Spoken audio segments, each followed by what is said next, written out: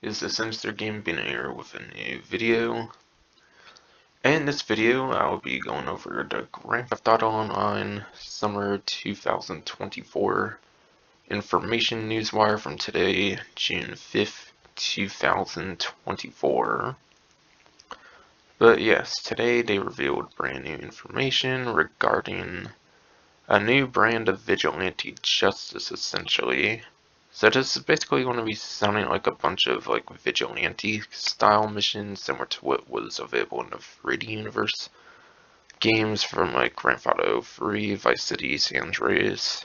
Even the stories games, I'm pretty sure, like Liberty City, Vice City stories also certainly have the vigilante side missions, so kind of stuff like that is what I would probably be expecting from this DLC. Seems there may even be some like police attire and stuff like that. And is it just me, or is this like a brand new camo, like livery for the stun gun that has not been previously available or something? Or if there is one that already matches that, maybe it's like the LSPD one. I do believe there's a LSPD tint in the game currently. But then going into the rest of the headlines here, whatever, says stuff about new off-the-books dispatch work for Vincent. Now, as far as I've heard, this off-the-books dispatch work was like going to be a thing in like a previously canceled like Cops and Crooks DLC or something that was apparently supposed to be a thing in like summer 2020. Which was why there was the like no drip feed, like Santos summer special thing maybe instead. That's as far as I've heard, but not entirely 100% sure about that. But regardless, contact here for that all will of course be Vincent. The Cluck and Mill farm raid, of course, was the perfect segue into some of this police content that seems will be available in this coming summer DLC. There's also going to be updates to the creator, like they kind of usually do anymore these days, and all that. And for this first small little paragraph here, the only interesting takeaway I have personally from this would be Maude Eccles. Maude Eccles has actually already appeared in Grand Theft Auto Online, even though it's not really the most major appearance or anything of the sorts. Pretty sure it involved the like stone hatchet from like the After Hours DLC, which was like a promotional weapon for Red Dead Redemption 2, basically. The one with like the rampage ability, that like melee weapon in the game right now. I believe you had to turn bounties into Maude Eccles for that. So I could very much see her making an appearance again. Actually having a much more significant role this time for the online component, more similarly to her more significant role she currently has, maybe in like the story mode of the game right now. And then for summertime here, or more so for this whole paragraph over here, mentioned something about a bail enforcement and bounty hunting business, so sounds like a whole brand new business in the game. Technically, there was a whole new business with the salvage yard, though honestly, I'm not sure how I would classify businesses nowadays. Like, I feel businesses don't really feel they have the same kind of value they did back in the days when they mainly focused on business stuff of like finance, felony, and like the biker businesses, import, export, which was what, like free in like a year or something. So like, I don't know if they have the same kind of quality they do nowadays, so like, not sure what to expect there per se, but either way it does sound very exciting, I would say, nevertheless. And I could see Maude being like the front of this, no doubt, having her bounty hunting from the story mode of the game again. And then Vincent seems like he'll have some kind of like missions and whatnot for those activities. That's what I'm basically thinking would be the vigilante style missions from like the 3D universe of the game. I assume that's kind of what I would be going for there. And then last but not least, for this like paragraph here, just mention stuff about like the drift rigs drift races and the drag races for the creator. I really hope as well though that they do like the known unknowns, like the unknown unknowns and the creator too. That would be very fun if they did that. Would be super disappointing with how enjoyable those were if those were not to make it into the creator as well. Also being in the Chop Shop DLC, of course, yes. And then much more later this month.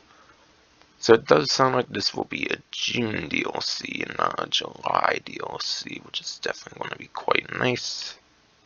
Gives more time between a foreseeable winter 2024 DLC. That's something pretty cool there. And then, of course, there will be new rides. However, there will be some boosts to payouts, it looks like, such as the taxi work. I feel when they introduced this or whatever, I only remember making like, what, like 2,000 or something after like 10 fairs or something. And that was when they like first introduced it on whatever times that was. Though I'm aware they've made it more like 4 times, like 5 times money even. Taxi work had probably some of the craziest money opportunities in the game just because of how bad the payout is, I would say. So definitely very interested to see where the taxi work goes from there. Literally even on like a 5 times would probably be better to do like a single VIP work. You could easily make more money for like a VIP work, for example. I do kind of feel taxi work does kind of need a substantial buff, I feel. And then the open wheel races. I remember before in like Criminal Enterprises DLC, which was like a couple years back, I believe they did like a 50% boost on like the races or something. So like for example, I think like a 2 times like money event races would usually be like something like 16,000 or something for like 8 to 10 minutes or whatever the max payout is, like solo whatever. Obviously you would want to play with other people to make even more money, but then the calculations and stuff would be a lot more like complicated or a little more explaining, so I'm not going to really bother to do that, but yeah. 50% on top of that would have been like, what, 24, 25 for like a double money event. So I'm a little curious how that would fare up in the game once they make that change or whatever. Sounds like it may only be the open wheel races, so would they then become the best paying like race type in general basically, or what then? Because the previous buff was for like all race types as far as I recall. And then they also mentioned the Operation Paper Trail missions. Now yeah, especially the last mission in that strand, the one with like the juggernauts and stuff, yes, that definitely could very much use a payout boost. And I do feel contact missions in general should kind of pay out more. Maybe get them more around the lines of like the short trip kind of payouts, kind of, where it's like maybe like 100,000 or something. At least for certain missions or like finale missions of a strand, at least the finale missions of a strand, I would like to see those perhaps pay out more. But yeah. On like 2 times money events, I think on contact missions, you can usually make like 40, 50,000 or something on like a max for like 15, 16 plus minutes basically. So I'm wondering where that would put it. Like I would imagine it would probably be like higher than like 50,000 on like a double money event at least. Because like otherwise it would be like barely a buff at all, I believe. Maybe like at least I would like to see like 70-ish thousand or something. That's like a good amount you could hit on like a double money event or something. Maybe something like that. Just an idea for now at least. Maybe like 10, 20,000-ish or so increase at least-ish or something would be my idea. And then into the image here, I think it's just showing like a couple old school like tuner vehicles from previous DLCs for the most part, like a Dominator, like what's the one called, the GTT? That's not the ASP, but the GTT I'm pretty sure this one is. And I want to say this one is like the Cypher, which is just a couple of the Los Santos tuner DLC tuners. Vehicles back here, I'm not really sure. I feel this one might just very much be a Jester Classic or like a Calco GTF if it's a tuner vehicle or something, maybe like a Remus or something here. I don't really feel there's much of a new vehicle here unless there's somehow like teasing some like maybe like some new tuners that may come out. Maybe they'll do a couple new tuners like they kind of did with the Colonel Enterprises DLC where they did like 2 new ones. However, they might not be usable in like all the tuners content if it's anything like those, maybe. But not saying for sure that there's a new vehicle or anything in the screenshot. To me, it's looking more likely there might not even be a new vehicle in the screenshot, unfortunately. But if there is, then it's probably one that would be hard to make out like back here or something. And then creator upgrades. Stuff with the drift races and the drag races, basically, allowing for custom ones, essentially. Sounds like they're also going to be doing some pretty dynamic, like, props or something as well. Things that you can place, basically, with, like, the drivers doing the donuts and bouncing the lowriders. A bunch of, like, dynamic stuff over there. Definitely some of the more interesting stuff that I feel you can place into the races and all of the creator contents in a general sense. For the next paragraph here, testing races will be easier, it looks like. You can now test from any checkpoint instead of like from the start of a race, it's looking like. Multiple rounds in a drag race before a winner is declared. I think a common complaint with the drag races is like they were super quick because you could get really crazy top speeds on those. And what those were like highway races basically. So having multiple rounds in drag races should definitely increase the replayability, perhaps, of those drag races, perhaps, before winners declared and everything. And then alongside a range of more improvements and all that. For, like a general sense for the creator. This next paragraph, it's not really much significant at all. It's just kind of mentioning like the community series, how you can do that with the tag, like tutorial on like how to create stuff, whatever. This image here is just that like supercar they've been teasing for a while, I'm pretty sure, with the Överflöd Pipistrello. This one's like a front view, previously may have been like a side view, and then the doors are like opened up, which may have not been shown before, but it does have some pretty interesting doors there. It's an Överflöd, and not exactly sure if they did a manufacturer review on this one earlier on, but still, I feel they may have done that very much or whatever. And then experience updates. This paragraph, pretty sure, just mentioning the feedback website, nothing really much more than that. Some of those changes they are taken from the feedback website, though, will be an increased cell mission timer to make it easier for solo players for the biker and gun running sales in particular. Nice. That's definitely going to be very welcome for me, as along with player minimalistic and invite only lobbies and stuff. Definitely very appreciative of that coming up. Because pretty sure there's a limit of like a half hour per cell mission, like no matter how lengthy the cell mission is. So pretty much for certain types of cell missions for the biker and gun running, you would pretty much have to have other players if you want to even complete it at all. Hopefully every single one will become soloable now with the change once that comes up. But maybe it's just like 5 or 10 more minutes, who knows. I'm hoping like an hour at most or something. I don't feel like a solo mission even for like post-op vans and any of that should take any more than like an hour or something. I don't even honestly understand the time limit like thing in the first place, to be honest. Can't you literally just hop over to another session from like the game menu anyways, if like something were to bug out in like the cell mission in the first place? I've never really understood the concept of having a time limit in a sandbox free mode game, but whatever. And then next, automatically replenishing when launching most missions. That's definitely pretty interesting. Not something I would have ever expected them to do. So maybe you can take much less trips over to get snacks. That would definitely be quite a time save in some cases. And then buffing defensive and armor capabilities for the Sparrow and Bombushka. And then more as well here.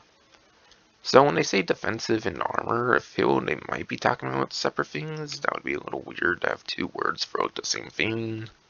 Defensive could maybe mean like the countermeasures, for example. Armor could mean, of course, obviously the armor capabilities. So for defensive, I could honestly see. I would actually like infinite countermeasures. Basically, they already accidentally did infinite countermeasures, I believe, for the Sparrow for the longest time at one point, but it got patched at one point. Pretty sure at one point they accidentally like gave infinite countermeasures to the Sparrow, and like I didn't see it as too crazy broken. Maybe for the Sparrow it could be with all the crazy speed, but at least for the Bombushka, having like unlimited for the countermeasures could be quite a nice improvement for that one. Since it's like a flying tank of the sky, it doesn't really have the greatest movement, and it's a big target and everything. So having unlimited on the countermeasures, like with the blimp, for example, and the Bombushka would be nice. Because the blimp does currently have that with the flares it has. And then the armor capabilities. For the Sparrow, I'm honestly a little surprised to be seeing the Sparrow of all things having more armor capabilities they'll be adding. The only thing I can maybe think of is I remember doing a review and guide on the Sparrow and the Sea Sparrow in like one video. And I remember the Sparrow is a little more susceptible, I believe, to explosive rounds, while the Sea Sparrow, I believe, could actually take an extra explosive round and whatnot. Though the armor differences weren't too much, I think for the most part, there's a little more bullet protection on the Sea Sparrow than the regular Sparrow. So if it's a little more resistant to bullets, I could definitely be very welcome to that, since the Sea Sparrow already does have a little more protection with the bullets, since it actually has an armor upgrade. So are they basically just going to add like an armor upgrade to the Sparrow, or is it actually going to get some actual like explosive resistance? Because like the Sparrow doesn't look like something that should have like explosive resistance per se. I'm thinking maybe more like bullet armor capabilities more so for the Sparrow is my guess. Make it more consistent with the Sea Sparrow. And then the Bombushka, yeah, again, I would not mind like unlimited on the countermeasures, similar to what's available on the blimp from the After Hours DLC currently. Whether that be chaff or flares wouldn't really matter to me. Like both should be infinite, I feel, if they do add that as a feature for it. And then the Bombushka, maybe give it MOC armor. I'm not kidding. Maybe give it like some of the best armor of the game, like MOC, like some of those like vehicle, like slash property kind of vehicles, basically. This thing definitely needs a lot more on the armor, because I believe right now it only takes like a couple RPGs or something at the current moment, which is a fucking joke for a big target like the Bombushka. Now, yes, it does have explosive guns on it, I believe, which you do need to be a little careful with that. And that's another thing to mention. Apparently the guns are broken on the Bombushka, so if they're going to go back to fix the armor, at least fix the guns as well. That's what I've heard. I don't know if I've exactly verified that though, but yeah, apparently the Bombushka guns are broken. And then this is mostly just mentioning the same thing from up here, it looks like. But the one thing I do notice that's different here is they mention many contact missions. That seems to be altering multiple sets of contact missions and not just Operation Paper Trail from earlier. So any other sets of contact missions I feel could use a boost? Honestly, like casino story missions for sure. Since they are some of the more difficult ones, I'd like to see chips available more so with the casino story missions, maybe. I don't know if you actually get chips for those, like, on repeat playthroughs at least. I don't feel you really do get the chips aside for, like, the casino work and, like, gambling, so, like, that would be something cool to see with the casino missions, for example. Lowrider missions would be a good one, since those are, like, the only sets of missions currently that do require multiple players, since it made so many of them soloable. As far as I know, for the most part, it's like the only major strain that still requires multiple players for the contact missions. So those would be some ideas for other types of contact missions that could use that. And then for the GTA Plus membership, you will be getting access to the Överflöd Pipistrello, which was pretty much expected since they kept promoting it like a couple times, at least by now here. The day the summer's update launches, as you would probably expect. And that's apparently a week before it becomes available to all players. It seems to be the first of the dripfeed vehicles that will begin released. It seems it's definitely going to be the first of the dripfeed vehicles to be released. And still through August, you will be getting the 1 million, whatever, alongside the usual 500,000, whatever, for like $7.99 instead of the $5.99 as they've done like a couple months back or whatever. And then, of course, all those are benefits, whatever. And then for the last paragraph, stay tuned to Newswire for stuff like the annual Independence Day celebration. Apparently there's going to be extra bonuses on the Chop Shop, the contract, and then more. So I don't know if it's just hinting like certain stuff in upcoming event weeks before the DLC releases, or what, for like money opportunities or whatever. That, to me, seems to be pretty much the most they're mentioning. But yeah, is this a hint that there's going to be some major Independence Day content additions? I don't know if they've actually done any like new vehicles since like the initial one for Independence Day, to be honest, but it would be interesting to see what they do for it this year around. And last but not least, they apparently have a new WhatsApp channel for some reason, and that does pretty much seem to be it here, as far as I can tell, for sure. So that's pretty much all my thoughts on how all the details and things, how I would like them to work and all that. Hopefully all and everything. So that will finally be it for this stream, or not stream, but video, yes. Hope you enjoyed.